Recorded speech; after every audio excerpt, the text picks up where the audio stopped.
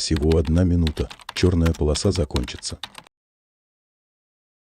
Святые ангелы, предстоя каяние моей души, страсти моей жизни, не остави меня грешного, не же отступи от меня за невоздержание мое, не дашь место лукавому демону обладать и мною насильством смертного сего телесе, укрепи бедствующую худую мою руку и настави меня на путь спасения.